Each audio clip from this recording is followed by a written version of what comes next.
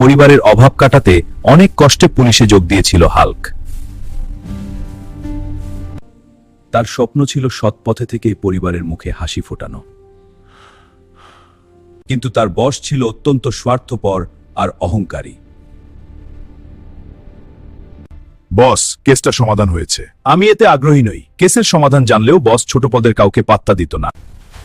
Hulk ভাবল, এভাবে চললে শহর কখনো অপরাধ মুক্ত হবে না। সে তার বিশ্বস্ত সহকর্মীদের নিয়ে গোপনে একটি গ্রুপ তৈরি করল। এই গ্রুপ গঠন করা হয়েছে গণস্বার্থে।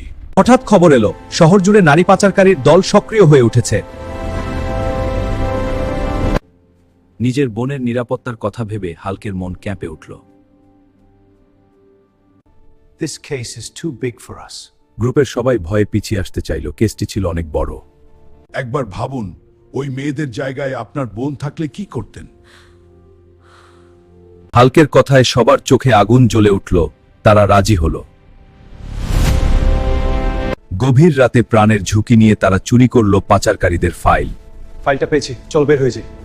ফাইল খুলেই তারা স্তম্ভিত। খোদ পুলিশ অফিসাররাই এর সাথে জড়িত। বিশ্বাসব দেখে হাল্কের ক্রোধ আর ধরে রাখা গেল না। সবাই যুদ্ধের প্রস্তুতি নিল। ঠিকানা অনুযায়ী আস্তানার দিকে রওনা হলো। পৌঁছে গেল তারা পাচারকারীদের মূল আস্তানায়। শুরু হলো ভয়ঙ্কর যুদ্ধ।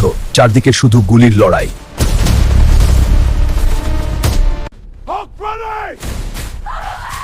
হাল্কের বন্ধুরা একে একে রক্তাক্ত হয়ে লুটিয়ে পড়ল। বন্ধুদের মৃত্যু দেখে হাল্ক একাই দানবের মতো ঝাঁপিয়ে পড়ল।